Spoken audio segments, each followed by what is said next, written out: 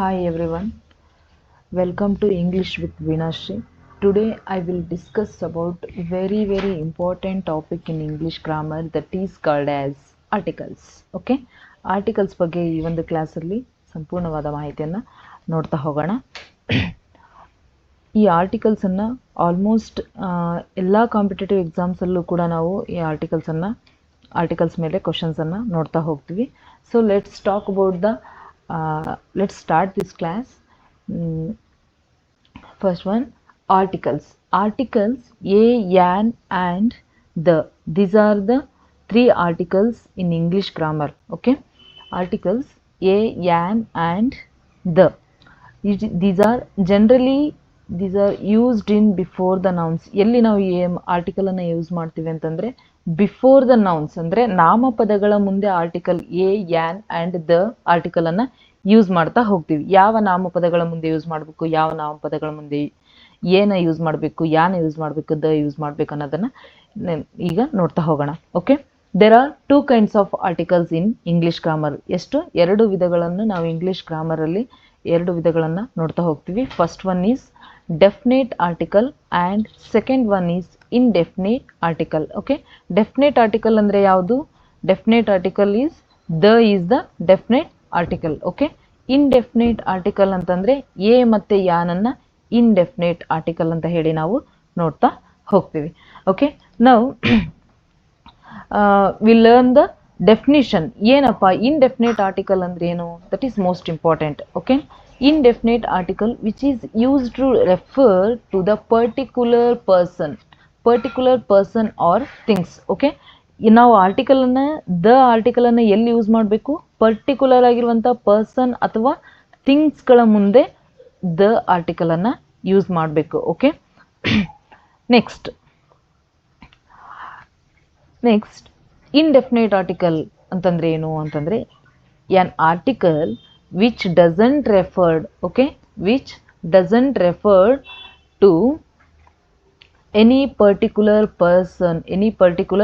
person or things is known as indefinite article. ಅಂದ್ರೆ ಇಲ್ಲಿ ಯಾವುದೇ ಪರ್ಟಿಕ್ಯುಲರ್ ಆಗಿರುವಂತ ಪರ್ಸನ್ ಅಥವಾ ಥಿಂಗ್ಸ್ ಗಳ ಆಗಿರೋದಿಲ್ಲ. ಯಾವುದು? indefinite article. Okay, definite article ಅಲ್ಲಿ ಏನಾಗಿರುತ್ತೆ? ಪರ್ಟಿಕ್ಯುಲರ್ ಆಗಿರುವಂತ ಪರ್ಸನ್ ಅಥವಾ ಪರ್ಟಿಕ್ಯುಲರ್ ಆಗಿರುವಂತ ಥಿಂಗ್ಸ್ ಗಳ ಮುಂದೆ ನಾವು ಡೆಫಿನೆಟ್ ಆರ್ಟಿಕಲ್ ಅನ್ನ ಯೂಸ್ ಮಾಡ್ತಾ ಹೋಗ್ತೀವಿ. Okay, next the selection between A ಮತ್ತೆ ಯಾನ್ is determined by sound. First ಏನು ಹೇಳಿದೆ? ಆರ್ಟಿಕಲ್ ಯಾವುದು? ಇನ್ಡೆಫಿನೆಟ್ ಆರ್ಟಿಕಲ್ ಯಾವುದು? ಎ ಮತ್ತೆ ಯಾನ್. ಇನ್ಡೆಫಿನೆಟ್ ಆರ್ಟಿಕಲ್ ಏನಿದೆ ಅಲ್ಲ, ಅದನ್ನ ಎಲ್ಲಿ ಯೂಸ್ ಮಾಡಬೇಕು? That is most important. It is the selection between a and an is determined by sound. A ಮತ್ತು ಯಾನನ್ನು ಪರ್ಟಿಕ್ಯುಲರ್ ಆಗಿ ನಾವು ಎಲ್ಲಿ ಯೂಸ್ ಮಾಡಬೇಕು, ಯಾವುದ್ರ ಮೂಲಕ ನಾವು ಎ ಮತ್ತು ಯಾನನ್ನು ಯೂಸ್ ಮಾಡೋಕ್ಕೆ ಬರುತ್ತೆ ಅಂತಂದರೆ we should know about the sound. ಯಾವ ಸೌಂಡ್ ಯಾವುದಪ್ಪ ಅಂತಂದರೆ ವರ್ಡ್ ಬಿಫೋರ್ ಇರುವಂತಹ ಸೌಂಡ್ ಯಾವ್ದು ಬರ್ತಾ ಇದೆ ಇದರಲ್ಲಿ. ಈ ಸೌಂಡ್ ಯಾವುದಪ್ಪ ಅಂತಂದರೆ you know about the letters in English grammar. Letters ಗೊತ್ತಲ್ಲ ನಿಮಗೆ, ABCDFGS ಅದೆಲ್ಲ. ಸೊ 26 ಲೆಟರ್ಸ್ ಅಲ್ಲಿ ನಾವು 21 ಲೆಟರ್ಸ್ ಇಂದ ಯಾವ ಸೌಂಡ್ ಬರ್ತಾ ಇದೆ ಅಂತಂದ್ರೆ ಕಾನ್ಸೊನೆಂಟ್ ಸೌಂಡ್ ಬರ್ತಾ ಹೋಗುತ್ತೆ. ಓಕೆ, 21 ಸೌಂಡ್ ಇಂದ ಯಾವುದು? ಕಾನ್ಸೊನೆಂಟ್. 21 ಲೆಟರ್ಸ್ ಇಂದ ಕಾನ್ಸೊನೆಂಟ್ ಸೌಂಡ್ ಅನ್ನ ನಾವು ನೋಡ್ತಾ ಹೋಗ್ತೀವಿ.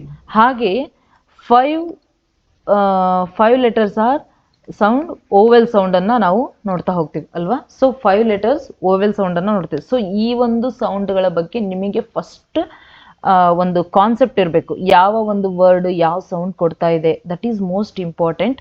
You should know about the sound. It is all determined by the sound. ಅಂದ್ರೆ ಡಿಟರ್ಮೈನ್ಡ್ ಮೀನ್ಸ್ ಅದು ನಿರ್ದೇಶಿಸ್ತದೆ, ಸೌಂಡ್ ಮೇಲೆ ನಿರ್ದೇಶನ ಆಗ್ತದೆ. ಯಾವುದು? ಎ ಮತ್ತೆ ಯಾನ್ ಅನ್ನುವಂತ word article, indefinite article. that is most important. okay, what are the main hints ಏನಪ್ಪಾ ಅಂತಂದ್ರೆ ಈ ಹಿಂಟ್ಸ್ಗಳ ಹೇಳೋ ಉದ್ದೇಶ ಏನಂತಂದ್ರೆ ನಿಮಗೊಂದು ಕಾನ್ಸೆಪ್ಟ್ ಕ್ಲಿಯರ್ ಆಗಬೇಕು. ಎ ಮತ್ತೆ ಯಾನನ್ನ ಎಲ್ಲಿ ಯೂಸ್ ಮಾಡಬೇಕು, ಎಲ್ಲಿ ಯೂಸ್ ಮಾಡಬಾರ್ದು ಅನ್ನೋದು ಗೊತ್ತಾಗ್ಲಿ ಅನ್ನೋ ಒಂದು ಉದ್ದೇಶಕ್ಕೆ ನಾನು ಹಿಂಟ್ಸ್ ಅನ್ನ ಕೊಡ್ತಾ ಇದ್ದೀನಿ.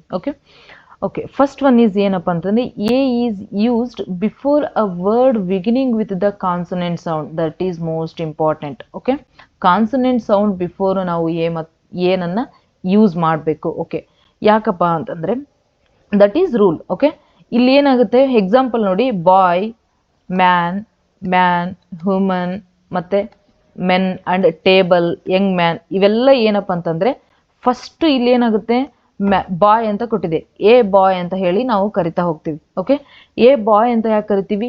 ಬಾಯ್ ಇಲ್ಲಿ ನೀವು ಪ್ರನೌನ್ಸ್ ಮಾಡ್ತಾ ಹೋಗ್ಬೇಕು, ಯು ಶುಡ್ ಪ್ರನೌನ್ಸ್. ಬಾಯ್ ಅನ್ನೋದು ಪ್ರನೌನ್ಸ್ ಆಗ್ತಾ ಹೋದಾಗ ಏನಾಗ್ತಾ ಇದೆ, ಇಲ್ಲಿ ಕಾನ್ಸನೆಂಟ್ ಸೌಂಡ್ ಬರ್ತಾ ಇದೆ. ಓಕೆ, ಅಂದರೆ A E I O U sound ಬರ್ತಾ ಇದೆನಾ ಇಲ್ಲಿ? First you find out, A E I O U sound ಬರ್ತಾ ಇದೆ ಅಂತಂದರೆ that is called as vowel sound. Okay, ಇಲ್ಲಿ ಏನು ಬರ್ತಾ ಇದೆ, ಬಿ ಅನ್ನೋದೇನು, ಎ ಅನ್ನೋದು ಇದು ಓವೆಲ್ ಆದರೆ ಬಿ ಅನ್ನೋದೇನು ಕಾನ್ಸನೆಂಟ್, ಅದು ಗೊತ್ತಿರ್ಬೇಕು ನಿಮಗೆ. ಸೊ ಇಲ್ಲೇನು ಬಾಯ್ ಅಂತಂದರೆ ಬಿ ಸೌಂಡ್ ಬರ್ತಾ ಇದೆ. ಸೊ ಹಾಗಾಗಿ you should use the article a. ಓಕೆನಾ, ಅದೇ ರೀತಿಯಾಗಿ ಮ್ಯಾನ್ ಇತ್ತು, ಮ್ಯಾನ್ ಅನ್ನೋದು ಮ ಅನ್ನೋದು ಕೂಡ ಯಾವ ಸೌಂಡ್ ಬರ್ತದೆ, it is pronounce consonant. And human, human and man, a men, a table, table ಅನ್ನೋದು ಕೂಡ ಏನು ಕಾನ್ಸನೆಂಟ್ ಸೌಂಡನ್ನು ಕೊಡ್ತಾ ಇದೆ. ನೆಕ್ಸ್ಟ್ ಎ ಯಂಗ್ ಮ್ಯಾನ್, ಇವೆಲ್ಲ ಏನಪ್ಪ ಅಂತಂದರೆ ಕಾನ್ಸನೆಂಟ್ಸ್ ಸೌಂಡ್ ಬರೋದ್ರಿಂದ so you should use the article a. Okay, then another one, a is used before the word beginning with the H, also Y and U. ಈ ಒಂದು trick mainly use ಯಾರಿಗಾಗುತ್ತಪ್ಪ ಅಂತಂದರೆ ಯಾರಿಗೆ ಕರೆಕ್ಟಾಗಿ pronounce ಮಾಡೋಕ್ಕೆ ಬರ್ತಾ ಇರಲ್ಲೋ, so pronounce ಮಾಡೋದ್ರಲ್ಲಿ ನಾವು mistake ಆಗ್ತಾ ಇದೆನೋ ಅವರಿಗೆ ಈ ಒಂದು ಟ್ರಿಕ್ ವೆರಿ ವೆರಿ ಯೂಸ್ಫುಲ್ ಅಂತ ನಾನು ಅಂದ್ಕೊಂಡಿದ್ದೀನಿ.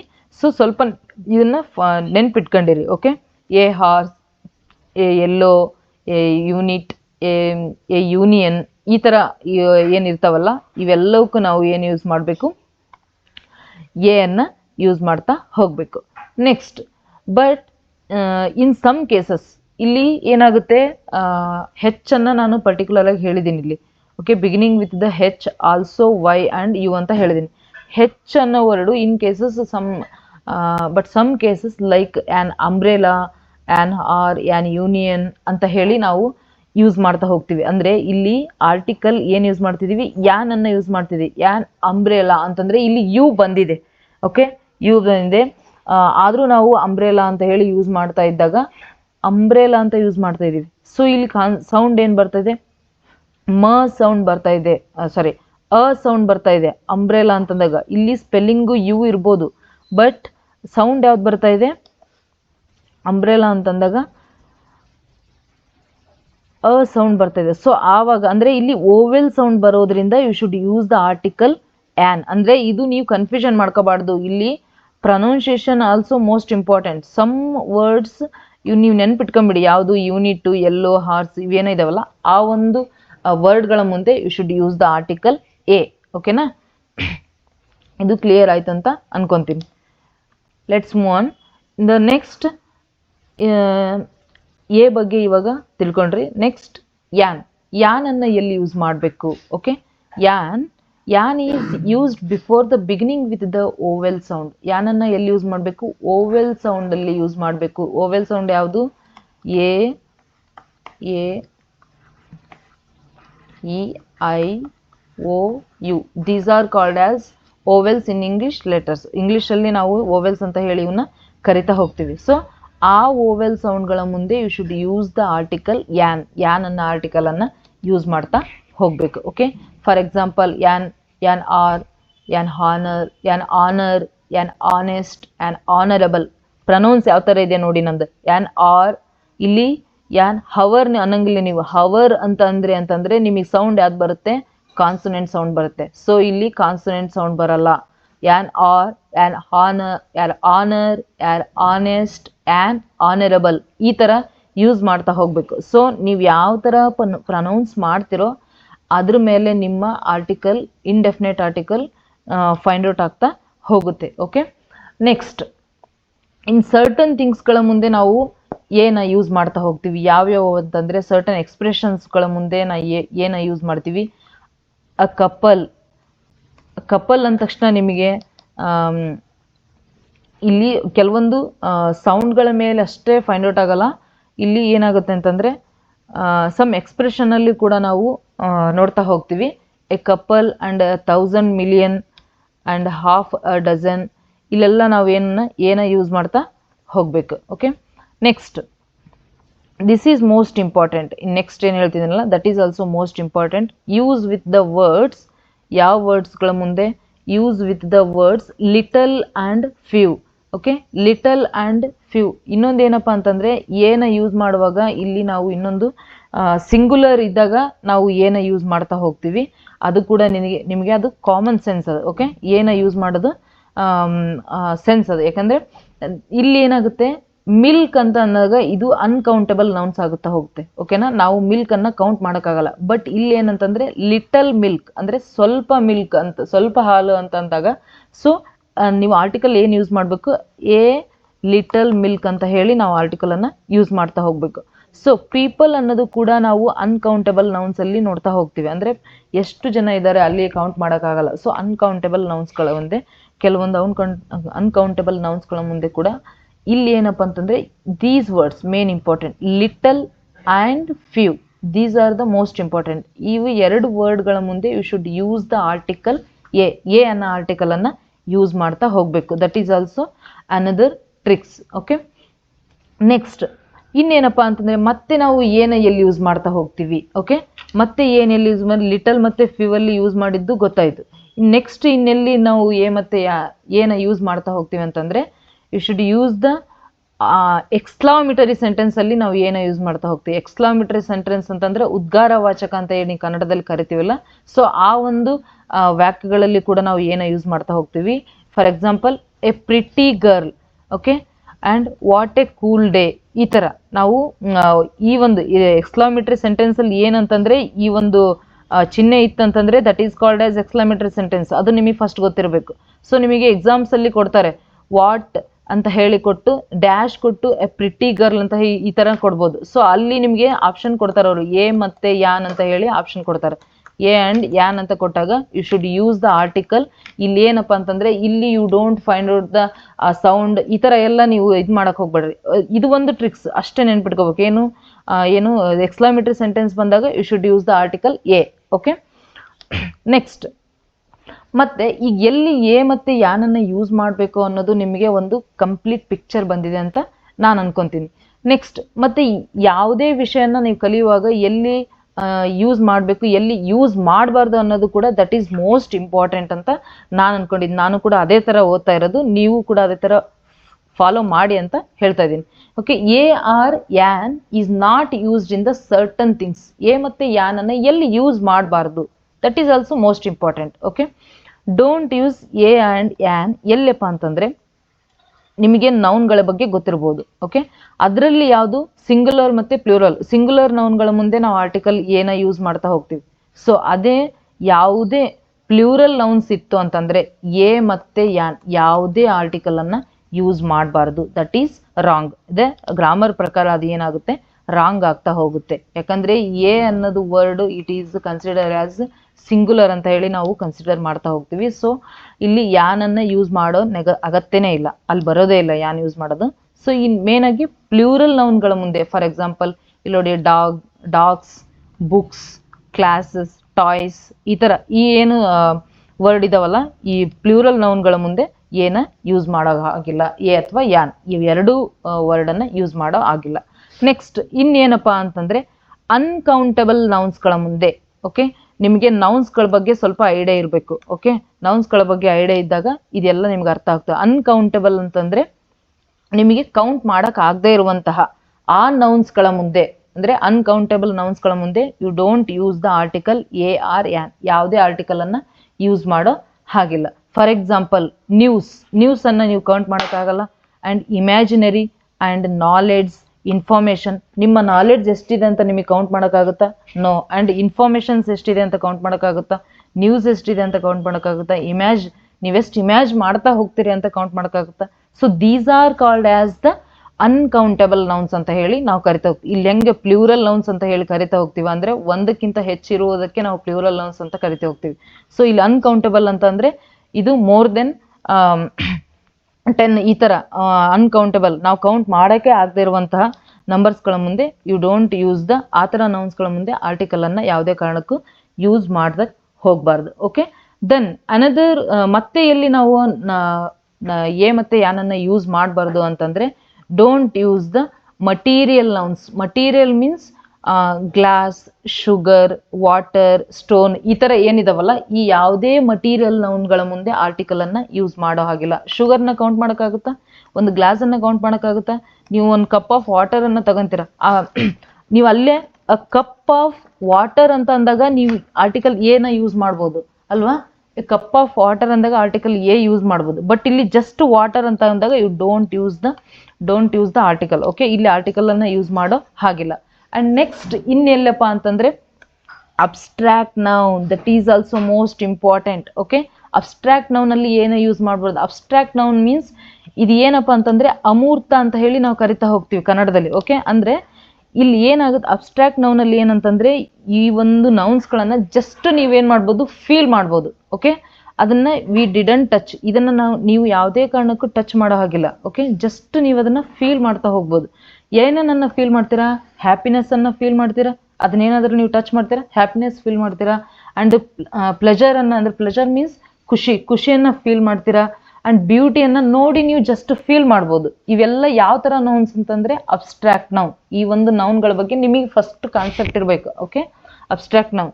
And then beauty, love, hope, wisdom and friendship. ಒಬ್ರ ಜೊತೆ ನೀವು ಫ್ರೆಂಡ್ಶಿಪ್ ಮಾಡಬಲ್ರಿ, ನೀವು ನಿಮ್ಮ ಲೈಫ್ ಬಗ್ಗೆ ಒಂದು ಹೋಪ್ ಇಟ್ಕೋಬಲ್ರಿ, ಆದರೆ ಅದನ್ನು ನೀವು ಫೀಲ್ ಮಾಡ್ಬೋದು, ನನಗೆ ಈ ಹೋಪ್ ಇತ್ತು ಈ ಥರ. ಬಟ್ ಅದನ್ನು ಯಾವುದೇ ಕಾರಣಕ್ಕೂ ನೀವು ಟಚ್ ಮಾಡಿ ಫೀಲ್ ಮಾಡೋಕ್ಕಾಗಲ್ಲ, ಜಸ್ಟ್ ಫೀಲ್ ಮಾಡ್ಬೋದು. ಅಂದರೆ ಇದು ಫಿಸಿಕಲಿ ಆಗಿರುವಂಥದ್ದಲ್ಲ. ಅಬ್ಸ್ಟ್ರಾಕ್ಟ್ ಅಂದರೆ ಅಮೂರ್ತವಾದಂತಹ ನಾಮಪದಗಳು ಏನಿದಾವೆ, ನಾಮಗಳಿದಾವೆ, ಅವುಗಳನ್ನು ನಾವು ಜಸ್ಟ್ ಫೀಲ್ ಮಾಡ್ಬೋದು. ಅವುಗಳ ಮುಂದೆ ಯಾವುದೇ ಕಾರಣಕ್ಕೂ don't use the article. Okay, then next ಮತ್ತೆಲ್ಲಿ ಯೂಸ್ ಮಾಡಬಾರ್ದು? ನೇಮ್ಸ್ ಆಫ್ ಮೀಲ್ಸ್, ಅಂದರೆ ಫುಡ್ಗಳ ಹೆಸರುಗಳ ಮುಂದೆ ನಾವು ಆರ್ಟಿಕಲನ್ನು ಯೂಸ್ ಮಾಡೋ ಹಾಗಿಲ್ಲ. ಓಕೆ, ಯಾವ್ಯಾವಪ್ಪ? ಡಿನ್ನರು, ಲಂಚು, ಬ್ರೇಕ್ಫಾಸ್ಟ್ ಇವೇನಿದಾವಲ್ಲ, ಈ ಎಲ್ಲ ಫುಡ್ಗಳ ಮುಂದೆ ಡೋಂಟ್ ಯೂಸ್ ದ ಆರ್ಟಿಕಲ್. ಇದು ನಿಮಗೆ ಮೈಂಡಲ್ಲಿರಬೇಕು. ಇವು ಯಾವುದೇ ಆರ್ಟಿಕಲ್ ಮುಂದೆ ನೀವು ಏನು ಯೂಸ್ ಮಾಡಬಾರ್ದು? ಆರ್ಟಿಕಲ್ಸ್ ಇನ್ಡೆಫಿನೆಟ್ ಆರ್ಟಿಕಲನ್ನು ಯಾವುದು ಯೂಸ್ ಮಾಡೋ ಹಾಗಿಲ್ಲ. ಓಕೆ, ನೆಕ್ಸ್ಟ್ ಏನಪ್ಪ ಅಂತಂದರೆ ಇವಾಗೇನು ಗೊತ್ತಾಯಿತು, ಇನ್ಡೆಫಿನೆಟ್ ಆರ್ಟಿಕಲ್ ಬಗ್ಗೆ ನೀವು ಇನ್ ಡೀಟೇಲ್ ಆಗಿ ತಿಳ್ಕೊಂಡಿದ್ದೀರಾ ಅಂತ ನಾನು ಅನ್ಕೊತೀನಿ. ಎಲ್ಲಿ ಯೂಸ್ ಮಾಡಬೇಕು, ಎಲ್ಲಿ ಯೂಸ್ ಮಾಡಬಾರ್ದು ಅನ್ನೋದನ್ನು ನಾವು ನೋಡ್ತಾ ಹೋದ್ವಿ. ಸೊ ಇವಾಗ ನೆಕ್ಸ್ಟ್ ಏನಪ್ಪ ಅಂತಂದರೆ ಅನದರ್ ಟೈಪ್ ಯಾವುದು? Definite article. Okay, definite article ಬಗ್ಗೆ ನಾನು ಆಲ್ರೆಡಿ ನಿಮಗೆ ಡೆಫಿನಿಷನನ್ನು ಹೇಳಿದ್ದೆ. ಓಕೆ, ಡೆಫಿನೆಟ್ ಆರ್ಟಿಕಲ್ ಏನಪ್ಪ? Definite article which is used to refer the particular person or things ಅಂತ ಹೇಳಿದ್ದೆ ನಾನು. ಓಕೆನಾ? Particular person or things first ಹೇಳಿದ್ದೆ ನಿಮಗೆ ಈ ಡೆಫಿನಿಷನನ್ನು. ಪರ್ಟಿಕ್ಯುಲರ್ ಆಗಿರುವಂತಹ ಪರ್ಸನ್ ಮತ್ತು ಪರ್ಟಿಕ್ಯುಲರ್ ಆಗಿರುವಂಥ ಥಿಂಗ್ಸ್ಗಳ ಮುಂದೆ ನಾವು ಯಾವುದು? ಆರ್ಟಿಕಲ್ ದ ಅನ್ನು ಯೂಸ್ ಮಾಡ್ತಾ ಹೋಗಬೇಕು. ಸೊ ಇವಾಗ ಡೆಫಿನೆಟ್ ಆರ್ಟಿಕಲ್ ಯಾವುದು?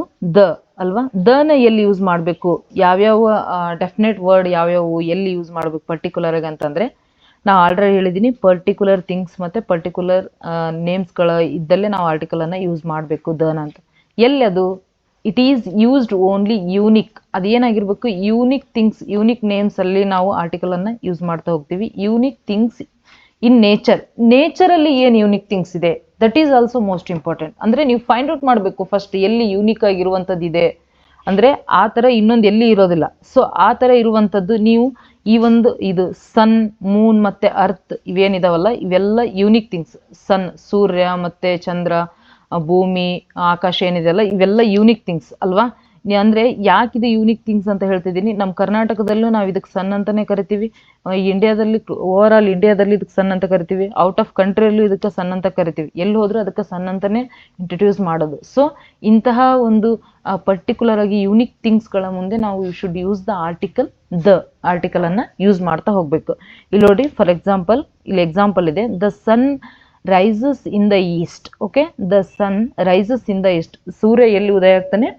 ಪೂರ್ವದಲ್ಲಿ ಉದಯ ಆಗ್ತಾನೆ ಅಂತ ಹೇಳ್ತಾ ಹೋಗ್ತೀವಿ. ಸೊ ನಿಮಗೆ ಇಲ್ಲೊಂದು ಡೌಟ್ ಬಂದಿರ್ಬೋದು, the sun rises in the east. Okay madam, the sun ಇಲ್ಲಿ ಸನ್ ಮುಂದೆ ಯೂಸ್ ಮಾಡಿದೆ, ಈಸ್ಟ್ ಮುಂದೆ ಯಾಕೆ ಯೂಸ್ ಮಾಡಿದಾರೆ? ಇದು ಕೂಡ ನಿಮಗೆ ಒಂದು ಕ್ವಶನ್ ಬಂದಿರ್ಬೋದು. ಬಟ್ ಯಾಕಪ್ಪ ಅಂತಂದರೆ ಈಸ್ಟ್ ಅನ್ನೋದು ಒಂದು ಡೈರೆಕ್ಷನ್ ಅಲ್ವಾ? ಡೈರೆಕ್ಷನ್ಗಳ ಮುಂದೆನೂ ಕೂಡ ನಾವು ದನ ಯೂಸ್ ಮಾಡಬೇಕು. ಈಸ್ಟ್ ಅನ್ನೋದು ಮತ್ತೆಲ್ಲರ ಹೋಗಿ ಬೇರೆ ಈಸ್ಟನ್ನು ನೋಡ್ತೀರಾ ನೀವು? ಈಸ್ಟ್ ಅನ್ನೋದು ಒಂದೇ ತಾನೇ ಇರೋದು. ಸೊ ಇಲ್ಲಿ ಡೈರೆಕ್ಷನ್ಗಳ ಮುಂದೆನೂ ಕೂಡ ದನ ಯೂಸ್ ಮಾಡಬೇಕು. ಓಕೆ, ಎಲ್ಲಿ ಅಂತಂದರೆ the east, the west, the south, the north, ಈ ಥರ ಏನಿದಾವಲ್ಲ ಇವು 4 ಡೈರೆಕ್ಷನ್ಸ್. ಆ ಡೈರೆಕ್ಷನ್ಗಳ ಮುಂದೆ ಕೂಡ you should use the article the. Okay, ಯಾಕಂದರೆ ಅದು ಡೆಫಿನೆಟ್ ಆಗಿರುವಂಥದ್ದು. ಇಲ್ಲಿ ಯಾರಾದರೂ ನಿಮಗೆ ನಿಮ್ಮ ಮನೆ ಎಲ್ಲಿದೆ ಅಂತಂದರೆ ಈಸ್ಟ್ ಹತ್ರ ಇದೆ ಅಂತಂದರೆ ಎಲ್ಲರೂ ಕೂಡ ಅಲ್ಲಿ ಈಸ್ಟ್ ಹತ್ರನೇ ಇದೆ ಅಂತ ಹೇಳ್ಬೇಕು, ಯಾರಿಗೂ ಅದು ವೆಸ್ಟ್ ಆಗಿರಲ್ಲ. ಓಕೆನಾ, ಆ ಥರ. ನೆಕ್ಸ್ಟ್ ಮತ್ತೆ ಎಲ್ಲಿ ದನ ಯೂಸ್ ಮಾಡಬೇಕು? The is name of the rivers and seas, ಅಂದರೆ ನದಿಗಳ ಹೆಸರುಗಳ ಮುಂದೆ ಮತ್ತು ಸಾಗರ ಸಮುದ್ರಗಳ ಹೆಸರುಗಳ ಮುಂದೆ ನಾನು ದನ ಯೂಸ್ ಮಾಡ್ತಾ ಹೋಗ್ತೀವಿ. ಯಾಕಂತಂದರೆ ಒಂದು ಹತ್ರ ನಾವು ಗಂಗಾ ಅಂತ ಹೇಳಿ ನಾವು ರಿವರನ್ನು ಕರೆದ್ವಿ ಅಂತಂದರೆ ಎಲ್ಲಿ ಹೋದ್ರೆ ಅದಕ್ಕೆ ಗಂಗಾ ಅಂತಲೇ ಕರಿತೀವಿ, ಕಾವೇರಿ ಅಂತಲೇ ಕರಿತೀವಿ. ಸ್ಪೆಸಿಫಿಕ್ ಆಗಿರುವಂತಹ ನೇಮ್ಸ್ಗಳನ್ನು ಕರಿತಾ ಇದ್ದೀವಿ ಅಂತಂದರೆ ಅದನ್ನು ಯಾರು ಕರೆದ್ರೂ ಕೂಡ ಅದು ಒಂದೇ ಆಗಿರುತ್ತೆ. ಸೊ ಅವಾಗ ಇಲ್ಲಿ ಏನು ಯೂಸ್ ಮಾಡಬೇಕು? ಆರ್ಟಿಕಲ್ ರಿವರ್ಗಳ ಮುಂದೆ. ಇದನ್ನು ನೀವು ಮೈಂಡಲ್ಲಿ ಇಟ್ಕೊಳ್ಳಿ. ಎಲ್ಲ ರಿವರ್ಗಳ ಮುಂದೆ you should use the article the. ಎಲ್ಲ ಸಮುದ್ರಗಳ ಹೆಸರುಗಳ ಮುಂದೆ ಆರ್ಟಿಕಲ್ ದ ಅನ್ನ ಯೂಸ್ ಮಾಡಬೇಕು. ಆ್ಯಂಡ್ ಐಸ್ಲ್ಯಾಂಡ್ಸ್ ಅಂದರೆ ದ್ವೀಪಗಳ ಮುಂದೆ, ಮೌಂಟೇನ್ಸ್ಗಳ ಮುಂದೆ ಎಲ್ಲ ಆರ್ಟಿಕಲ್ ದ, ಹಿಮಾಲಯ, ಈ ಥರ ಆರ್ಟಿಕಲ್ಸನ್ನು ಯೂಸ್ ಮಾಡಬೇಕು. Pacific ocean, the Pacific ocean, ಮತ್ತು ಮಹಾಸಾಗರಗಳ ಮುಂದೆ ಹಿಂದೂ ಮಹಾಸಾಗರ, ಈ ಥರ ಎಲ್ಲ ಹೇಳುವಾಗ ಆರ್ಟಿಕಲ್ ದನ ಯೂಸ್ ಮಾಡಬೇಕು. That is most important, river and seas. Okay, then ಮತ್ತೆ ಎಲ್ಲಿ ದ ಯೂಸ್ ಮಾಡಬೇಕು?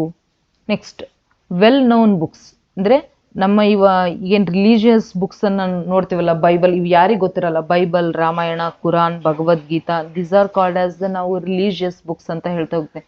ಈ ಥರ ಬೈಬಲ್ ಇನ್ನೊಂದಿಲ್ಲ, ಇವಾಗಿರುವಂಥ ಬೈಬಲ್ ಇನ್ನೊಂದಿಲ್ಲ, ಇವಾಗಿರುವಂಥ ಒಂದು ರಾಮಾಯಣ ಅಥವಾ ಕುರಾನ್ ಅಥವಾ ಭಗವದ್ಗೀತೆ ನಾವು ಇನ್ನೊಂದು ಎಲ್ಲಿ ನೋಡ್ತಾ ಇಲ್ಲ. ಸೊ ಇರೋದು ರಿಲಿಜಿಯಸ್, ಅಂದರೆ ಒಂದೊಂದೇ ಬುಕ್ಸ್ಗಳು ಇರೋದ್ರಿಂದ ಇವುಗಳ ಮುಂದೆ ನಾವು ಏನು ಮಾಡಬೇಕು? ದ ಆರ್ಟಿಕಲನ್ನು ಯೂಸ್ ಮಾಡ್ತಾ ಹೋಗಬೇಕು. ಬಟ್ ದ ಮೋಸ್ಟ್ ಇಂಪಾರ್ಟೆಂಟ್ ಏನಪ್ಪ ಅಂತಂದರೆ, ಇಂಪಾರ್ಟೆಂಟ್ ಥಿಂಗ್ ಏನಂತಂದರೆ the is not used author's name. ಅಂದರೆ ಈಗ ಯಾವುದೇ ಒಂದು ನೀವು ಬುಕ್ಕನ್ನು ಇಂಟ್ರಡ್ಯೂಸ್ ಮಾಡುವಾಗ ಅಥವಾ ಹೇಳುವಾಗ ನೀವು ಜಸ್ಟ್ ಬುಕ್ ಅಷ್ಟೇ ಹೇಳ್ತಾ ಇದ್ದೀರ ಅಂತಂದರೆ you should use the article the Bible ಅಂತ ಹೇಳಿ ಹೇಳ್ತೀರಾ. ಓಕೆನಾ, ದ ಬೈಬಲ್ ಅಂತ ಹೇಳಿ ಹೇಳ್ತೀರಾ. ಬಟ್ ಅದೇ ನೀವು ಆ ಬೈಬಲನ್ನು ಬರೆದಿರೋರು ಅಥವಾ ರಾಮಾಯಣ ಅಂತ ಹೇಳುವಾಗ, ರಾಮಾಯಣ ಬರೆದಿರೋರು ಯಾರು? ವಾಲ್ಮೀಕಿ ಅಲ್ವಾ? ಸೊ ವಾಲ್ಮೀಕಿ ದ ರಾಮಾಯಣ ಅಂತ ಹೇಳಿ ಹೇಳಾಗಿದೆ. ಇಲ್ಲಿ ವಾಲ್ಮೀಕಿ ಅಂತ ಬರೆದು ಆಮೇಲೆ ದ ರಾಮಾಯಣ ಅಂತ ಹೇಳಿ ಹೇಳಂಗಿಲ್ಲ. That is wrong. That is most important. ನೀವು ಅರ್ಥ ಮಾಡ್ಕೋಬೇಕಾಗಿರೋದು ಇಲ್ಲಿ ಇರುವಂಥ ಪಾಯಿಂಟ್. ಓಕೆ, ನಿಮಗಿದು ಗೊತ್ತಾಗುತ್ತೆ, ನಾ ರಿಲಿಜಿಯಸ್ ಬುಕ್ಸ್ಗಳ ಮುಂದೆ ದ ಯೂಸ್ ಮಾಡಬೇಕು, ದಟ್ ಈಸ್ ಫೈನ್.